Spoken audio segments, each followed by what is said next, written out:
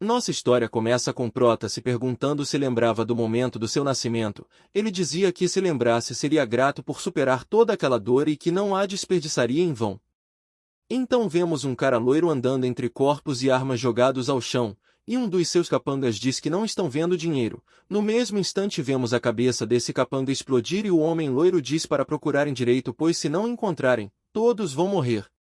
Na próxima cena vemos o Prota em meio a escombros. Ele está muito ferido e seu corpo está traspassado por uma lâmina. Então aparece uma mensagem no sistema perguntando se ele voltará no tempo e que todas as suas habilidades serão redefinidas. O Prota segura o pergaminho com força e o sistema pede para ele escolher a data e ele diz 28 de fevereiro de 1985, o dia do seu nascimento. Logo vemos um bebê dentro do útero da sua mãe e ele está apertado, aparentemente sofrendo. Os médicos falam que a bolsa estourou.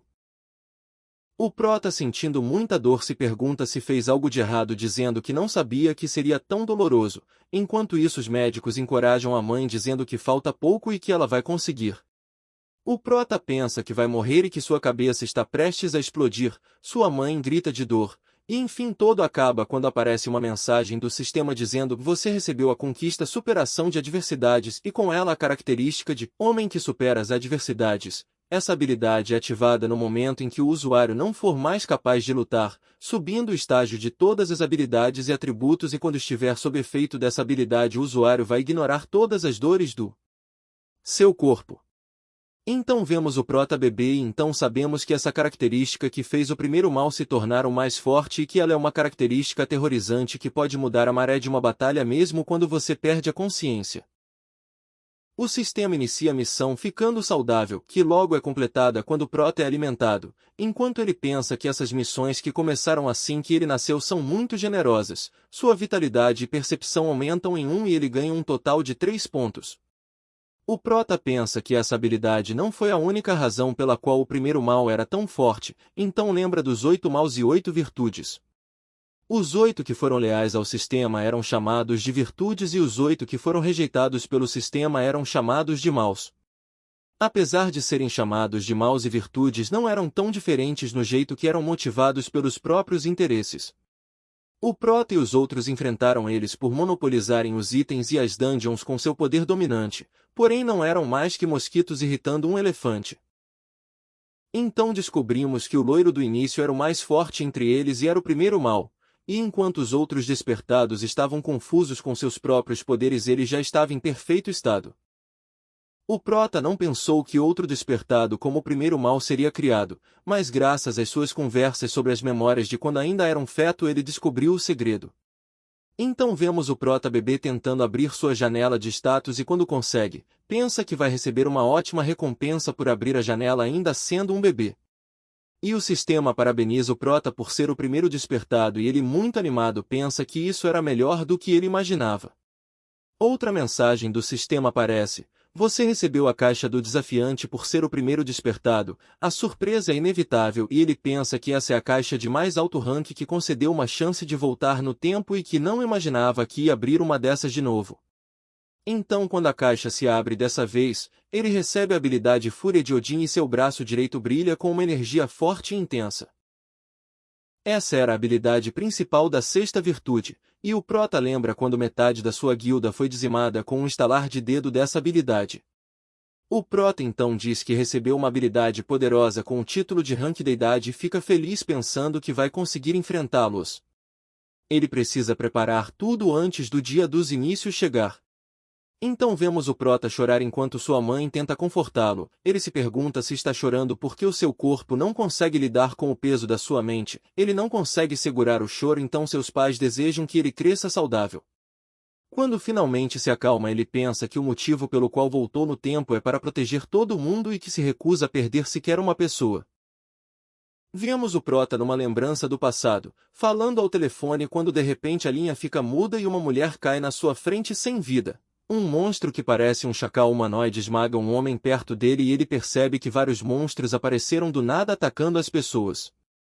Um alerta dispara avisando aos cidadãos que isso não é uma simulação. O Prota em choque corre desesperadamente quando de repente aparece a janela do sistema dizendo que ele estava entrando no local do teste.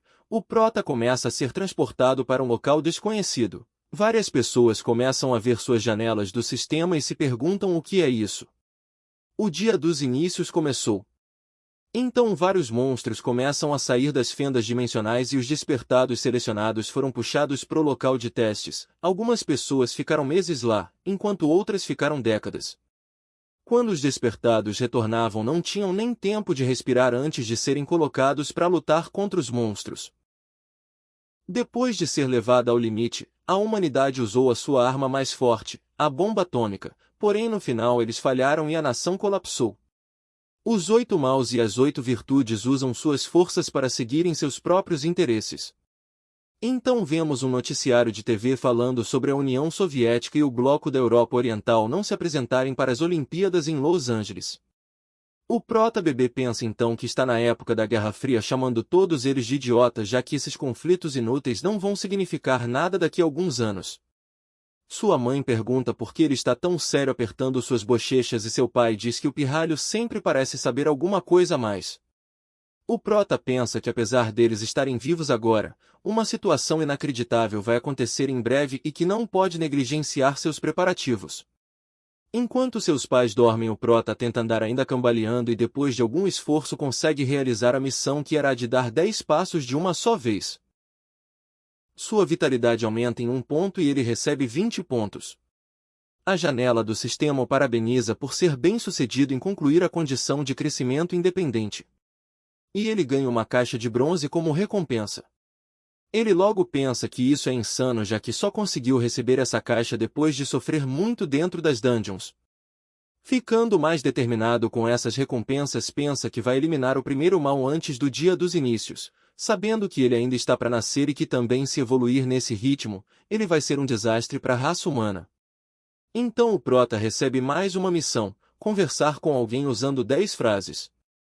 Ele pensa que é uma missão fácil, mas que se conversasse com seus pais seria assustador para eles. Então ele olha para o calendário e percebe que está chegando o dia de ação de graças. Então vemos uma garotinha chamada Ginoona e alguém fala para ela cuidar do prota já que ele é mais novo do que ela já tem 4 anos e já fala bem. Ela fica maravilhada com a fofura dele e ele pensa que ela também é fofa. Ele se lembra que antes do seu retorno ela passou na prova para se tornar advogada e que também tinha uma beleza deslumbrante, ela era orgulho da família da sua mãe, porém também desapareceu no dia dos inícios. Ele pensa que se fosse mais forte poderia ter salvado ela. Então ela o abraça e diz oi, ele responde e logo diz que só pode falar com ela, pedindo para não contar a ninguém que ele consegue conversar. Ao concluir a missão de conversar, o sistema avisa que ele concluiu o tutorial.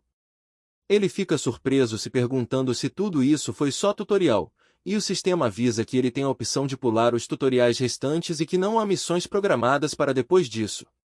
Então, pensando que tem uma grande chance de assustar as pessoas, ele pula o tutorial, sabendo que a dificuldade real vem depois disso. Ele precisa se preparar para o dia dos inícios. Então logo estamos no ano de 1997, vemos um homem forte e mal encarado com um bastão tentando acertar outro homem encapuzado que se esquiva com facilidade, desferindo um golpe em sua barriga, e rapidamente outro golpe bem no meio da cara, apagando o oponente e vencendo a luta. As pessoas gritam de satisfação quando a luta termina. Outro homem que parece ser um representante do torneio fica espantado dizendo que o encapuzado ganhou de novo e finalmente conseguiu conquistar o Distrito Mapo, mesmo com o oponente usando uma arma enquanto ele lutava com os próprios punhos.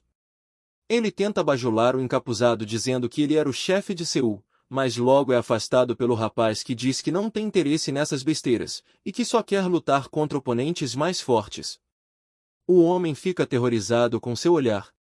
Logo descobrimos que o encapuzado era na realidade o prota, e vemos sua janela de status, Nasunho, Vitalidade F2, Força F20, Destreza F13, Percepção F20. Pontos totais, 87. O prota pensa que seu corpo já é de um adulto e que está se curando mais rápido por ser um despertado, pensando que quando era estudante tinha uma altura média, mas desta vez já está com 1,80 de altura. Ele tem um físico inacreditável para sua idade atual que é de 14 anos, mas mesmo com sua força atual iria falhar no local de testes. Então ele pensa que já que não vai mais ter nenhuma missão, precisa atacar dungeons para subir de nível. Ele lembra de um lugar numa pequena montanha na cidade de Vaziongan da província de Gyeonggi onde tem uma dungeon de rank F selada. Começa a planejar como se preparar para atacar a dungeon, dizendo que precisa comprar a montanha e bloquear a entrada de gente de fora. Também tem que preparar defesas caso um monstro escape. Ele pensa que a montanha custa por volta de 1,3 milhões atualmente e que, considerando as defesas, vai precisar de uma quantia enorme de dinheiro. Ele sabe que existem dungeons escondidas no mundo todo e que para monopolizar todas, e também para estar um passo à frente de todos, vai usar seu conhecimento do futuro para ganhar dinheiro de forma rápida e fácil. Mas sendo menor de idade não consegue pegar dinheiro emprestado e que vai precisar de um procurador, então seus pensamentos são interrompidos por uma mão na frente do seu rosto, e a sua professora falando para ele focar nos estudos. Ele se desculpa, mas pensa que a escola não é uma coisa que ele pode focar no momento. Ele pensa na única pessoa que ele pode confiar para ser seu procurador no momento e vemos suas lembranças. Ele está no chão com 2 lanças na barriga. Os 2 homens que estão segurando as lanças dizem: "Não guarde rancor da gente, capitão." Dizendo que ele faria o mesmo se estivesse no lugar deles. Ele rindo responde que sabe bem que eles não puderam evitar e ativa uma habilidade que incinera imediatamente os 2 inimigos. A habilidade queima metade das lanças e faz um círculo no chão ao seu redor. O prota ferido Xing diz que ficaram malucos assim que viram uma caixa. Logo ele sente uma presença e vê um homem se aproximando dizendo que estava feliz por não ter chegado muito perto. O prota fica irritado e pergunta se ele também o havia traído. O homem que se chama Jonathan fala para ele relaxar e usa uma habilidade de cura. Enquanto uma luz brilha ao redor do prota e as lanças saem do seu corpo, Jonathan fala que pagou a dívida que tinha com o prota. Enquanto ele ri, o prota diz que ainda existe compaixão nesse mundo esquecido por Deus. Enquanto andavam, Jonathan fala que ouviu que o prota trabalhava na Wall Street, perguntando se ele lembra do mercado financeiro de 1997. O prota responde que a Coreia estava no meio de uma crise do FMI e que era jovem mas não consegue se esquecer. Jonathan se desculpa dizendo que esqueceu que o prota era coreano. Então vemos que Jonathan era um trader que teve seu auge na crise financeira da Ásia. Ele fala que era mais agressivo antigamente e que seu apelido era Lobo de Wall Street. Dizendo que sentia falta da época que dinheiro era tudo. Mesmo tendo alcançado atributos de classe A, e atraindo a inveja de muitas pessoas, ele ainda ficava perdido em nostalgia quando lembrava do passado. Então o prota pensa que nesse momento Jonathan deve estar trabalhando na Wall Street, e começa a pesquisar as empresas financeiras para encontrá-lo. Finalmente, quando encontra os dados de Jonathan, ele manda um e-mail dizendo que queria sua opinião se atualmente o baht tailandês está com um valor muito alto. Logo depois ele recebe a resposta de Jonathan falando que o valor não está alto. Então o prota envia outro e-mail falando que o que queria dizer sobre o baht tailandês estar muito alto era se alguém não poderia se aproveitar disso. Logo Jonathan ficou mais interessado e pediu para que o prota revelasse sua identidade e com quem estava afiliado. O prota fala que se isso acontecer a Tailândia não será o objetivo final deles, seria apenas o início. Jonathan fica impressionado dizendo que é verdade que o Wall Street está numa situação estranha no momento. Ele fica se perguntando quem será essa pessoa que acabou de falar com ele. Pensando que isso poderia ser um teste, Jonathan envia um e-mail para o prota dizendo que o esperava no seu escritório e que se não pudesse ir lá passaria o contato. Enquanto Jonathan preocupado se pergunta o que está acontecendo e que eles agiam como se soubesse todas as respostas enquanto querem que ele adivinhe, o prota estava animado torcendo para o Jonathan não desistir. O prota pensa que logo mais vai ter uma declaração de guerra no mercado financeiro e que o ataque ao baht tailandês começa em abril de 1997. Então vemos que em 1992, levou pelo menos 50 dias para os investidores de fundo de multimercado destruir a libra esterlina. Por causa disso, a Wall Street imaginou que seria natural a Tailândia também entrar em colapso em 50 dias. Nosso prota que está treinando, pensa que isso não aconteceu, e que em vez disso a Tailândia resistiu e até deram golpes fortes nos investidores por mais 3 meses, mas no final, a Tailândia colapsou. Então no dia 2 de julho, depois do ataque ao baht tailandês começar, vemos o prota checando seus e-mails e o Jonathan tinha mandado mais de 10 e-mails falando que reconhece que o ataque ao baht começou e envia uma proposta de investimento, que eram sempre sobre os bens de investimento recebidos através da aposta da queda do baht em maio. O prota pensa que isso era o esperado, então responde o e-mail dizendo que era decepcionante e que era para o Jonathan entrar em contato quando tiver um bem de investimento apostando no aumento do bar. Em outro e-mail o prota faz uma oferta ao Jonathan dizendo que se ele se tornar independente e criar sua própria empresa de investimento iria fazer uma proposta de investimento e como compensação o prota iria pedir 51% da empresa. O Jonathan fica muito surpreso e demonstra ansiedade se perguntando se o prota vai apostar na subida do bar. Parando para pensar ele percebe que o prota disse que o bar seria atacado mas não disse se os investidores iriam vender ou não. Ele se questiona falando que se o ataque começar não tem como a Tailândia aguentar já que nem mesmo o Reino Unido tendo um sistema financeiro superior conseguiu parar os investidores. Jonathan xinga pensando que os bens de investimento que enviou ao prota eram certeiros e que só seriam enviados para os clientes VIPs, mas que o prota falava que o bar vai subir. E além disso estava pedindo para dar 51% para ele por uma proposta de investimento dessas? Ele faz uma cara de designação pensando que foi enganado por um golpista, e que ele já devia esperar por isso, então pega o telefone para ligar para os clientes VIPs. Mas nesse momento ele desliga o telefone com força e manda um e-mail pro prota com o assunto, não entendi o que quis dizer e perguntando como chegou à conclusão de que os investidores irão perder. Logo a resposta do prota chegou dizendo que parecia que era o Jonathan parecia não ter entendido pois não estava dizendo que eles irão perder e que só estava dizendo que os bancos tailandeses têm muitos métodos para se defenderem em maio. Acordos bilaterais, sistema de taxa cambial dupla e por aí vai. A Tailândia ainda tem algumas cartas na manga e que achava que o bar vai subir em um curto período de tempo. Depois de pensar um pouco Jonathan vê que isso é bem possível e que a Wall Street agora apostou que o bar vai cair em maio, eles estão tão confiantes que estão usando essa oportunidade para criar conexões com os VIPs. Jonathan se pergunta se deve revelar essa possibilidade de aumento do bar em sua empresa e quando faz seu chefe fica muito bravo que chega a jogar os papéis nele, dizendo que os investidores gananciosos estão focando todo o seu poder na destruição do bar e pergunta se o Jonathan acha que a Tailândia vai conseguir se defender. O chefe grita dizendo que se o Jonathan vai ficar falando essas besteiras é melhor ele arrumar as coisas e vazar da empresa. Já que pode se espalhar um rumor de um idiota como ele trabalhar ali. Jonathan fica com raiva, pensando que sabia que isso ia acontecer. Logo ele manda um e-mail pro prota dizendo que infelizmente na sua corporação não tem interesse em desenvolver um bem que aposte no aumento do bar. O prota responde que foi por esse motivo que sugeriu que o Jonathan criasse uma empresa própria. Jonathan então pensa que o prota está exagerando e é um maldito, dizendo que quem aceitaria um acordo desse? Dar 51% não seria diferente de dar o controle do seu dinheiro no futuro. O prota responde para ele pensar direito e que a proposta ficará disponível até o fim de maio. Jonathan diz que isso seria melhor para ser conversado pessoalmente. Quando percebeu que o prota parou de responder ele ficou nervoso e chutou a lata de lixo do escritório. O seu chefe e seus colegas o criticavam perguntando se ele iria agir assim e que ele era o único que não conseguiu um bem de investimento decente pela queda do bar.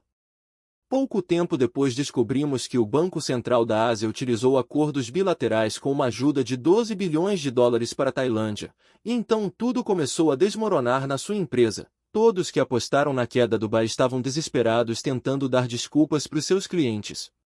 Jonathan ficou em choque enquanto as pessoas diziam que ele tinha razão e que o bar estava subindo, e que todos estavam perdendo no mínimo uns 300 milhões de dólares. Os olhos de Jonathan se encheram de lágrimas enquanto pensava que o prota estava certo. Então um colega diz ao Jonathan que o chefe estava o chamando. Chegando lá o chefe o apresenta como orgulho da corporação para homens que estavam mal encarados. Jonathan pensa que o chefe estava tentando usar ele para desviar a atenção dos VIPs dele próprio. Então Jonathan coloca seu cartão na mesa e diz que a partir de hoje está saindo dessa corporação e que vai abrir a própria empresa de investimentos e convida todos para entrarem em contato com ele. Seu chefe fica bravo e chama seu nome, mas Jonathan fala que um tempo atrás o chefe tinha dito para ele sair da empresa, e que só estava fazendo o que ele mandou. O chefe o chama de arrogante, perguntando se ele acha que alguém só porque teve sorte uma vez. Jonathan responde perguntando quando foi que a Wall Street precisou que alguém tivesse sorte uma segunda vez. Ele arruma suas coisas e vai embora, e então manda um e-mail para o Prota dizendo que ia aceitar a proposta dele e que iriam conversar em detalhes durante uma reunião presencial, perguntando para onde precisa ir. O Prota, que estava treinando, vê o e-mail e responde que tinha entendido e que era para Jonathan ir para Seul agora mesmo. No outro dia na escola, o Prota não ficou sentimental sobre a sua nova vida na escola. Os outros alunos o olham assustados, se perguntando se ele realmente está no ensino fundamental, já que pela sua estatura parece que ele repetiu de ano umas 5 vezes. O Prota prefere assim, já que acha mais fácil para ele se eles não se aproximarem dele. Quando os corredores se esvaziam rapidamente, trazem lembranças que ele não queria se lembrar. O cenário de uma cidade onde todos morreram. Na sala de aula, a professora olha para o Prota e sente uma sensação estranha enquanto seus olhos se enchem de água. Ele a olha, e ela se vira rapidamente, se perguntando por que está assim. Logo nos é mostrado um aeroporto e o Prota está lá esperando Jonathan, e quando ele chega, o Prota vê sua versão antiga e logo balança a cabeça, pensando que mesmo que ele tivesse feito um treinamento mental para se acostumar com a aparência atual de Jonathan, ainda é estranho ver ele todo arrumadinho. Então eles sentam numa mesa e Jonathan pergunta se precisa esperar até o seu contato chegar e diz que a habilidade dele de mandar e-mails também não era normal. O Prota lhe diz que foi ele mesmo quem enviou os e-mails. Enquanto Jonathan olha espantado, o Prota agradece por ele ter vindo de tão longe. Jonathan questiona se aquilo era verdade e fica nervoso, perguntando quantos anos o Prota tinha e que tinha vindo para a Coreia com tudo em jogo. E com um olhar irado pergunta se o Prota entendia o que acabou de fazer. O Prota diz que com esse olhar agora sim ele reconhece o verdadeiro Jonathan e pergunta para ele se julgava uma pessoa pela idade em Wall Street. Falando que se realmente não tivesse gostado podia ir embora e que mesmo assim iria dar um presente a um convidado que cruzou o oceano para encontrá-lo. Jonathan pega os papéis perguntando o que era aquilo, e fica surpreso ao ver os dados do relatório que o Prota lhe deu. O Prota lhe pergunta o que ele achou do relatório e o Jonathan fala que o Prota está achando que a Tailândia vai falir de qualquer jeito, e o Prota lhe pergunta o que ele pensava antes de ler o relatório, imaginando que Jonathan não iria conseguir responder isso facilmente porque ninguém conseguiu prever o resultado da batalha financeira até o dia 2 de julho, quando o governo tailandês declarou sua rendição. Então Jonathan fala que os atacantes vencerão no fim, mas que algo importante está faltando no relatório. O Prota diz que o Jonathan vai precisar responder isso para ele saber se o Jonathan tem o direito de trabalhar com ele. Jonathan pensa que o Prota não vai contar até ele assinar o contrato e que estará com problema se subestimar o Prota pela sua idade, então diz que com seu dinheiro e histórico ele tem tudo e pergunta o que o Prota tem. O Prota responde perguntando se isso não é custo de oportunidade e questiona o que teria acontecido se ele tivesse escolhido outra pessoa de março até agora. O Prota diz que mesmo agora, enquanto conversa com o Jonathan, está perdendo um dinheiro que poderia estar ganhando. Jonathan então pensa que já que o Prota apostou na queda da Wall Street inteira, a quantia de dinheiro que ele teria ganhado com a contraproposta seria enorme. Quando o Prota pergunta se o Jonathan ainda não tinha se decidido, Jonathan responde que precisava de um tempo para pensar, dizendo que o Prota era inesperado demais. O Prota então dá um suspiro e, se levantando, diz que vai esperar até dia 3 de junho. Jonathan então questiona por que dia 3 de junho dessa vez, e quando olha para o gráfico se espanta e pergunta se aquele é o 2 de junho. O Prota fala que agora só resta calcular quanto eles estarão perdendo nos próximos dias. Jonathan responde que mesmo se o Prota prever a tendência, não tem como prever a data correta, a não ser que o Prota seja um deus. Então o Prota responde que, se for assim, Jonathan está vendo um deus nesse exato momento. Jonathan fica espantado, se perguntando se ele não sabe só o período mas a data exata também, e diz que isso é impossível. Nesse momento o Prota se levanta e vai embora, dizendo que ele tem até dia 3 de junho. Ele pensa que se o Jonathan não se decidir até lá, vai considerar isso o fim do relacionamento dos dois e que se esse era o Jonathan que ele conhecia, ele faria a escolha certa.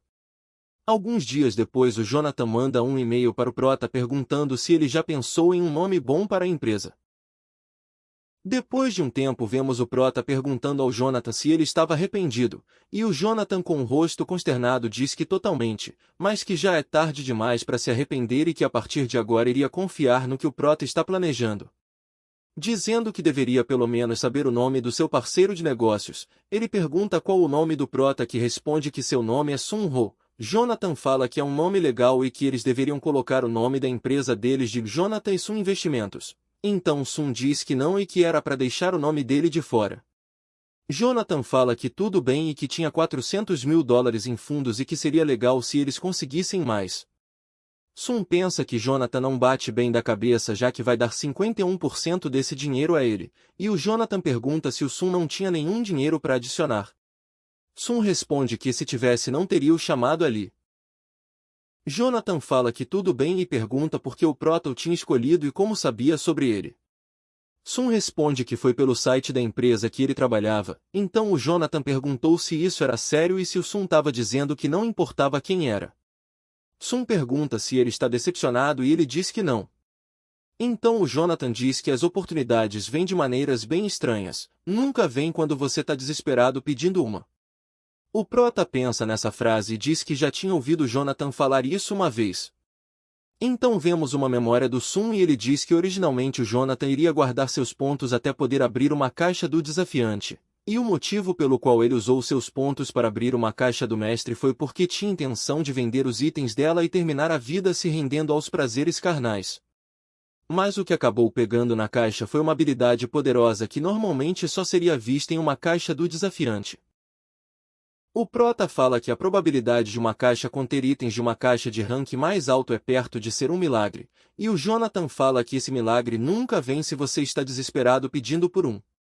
Sun lembra que esse milagre veio para um homem que tinha desistido de tudo e que apesar das suas tentativas de persuasão o Jonathan foi atrás de vingança.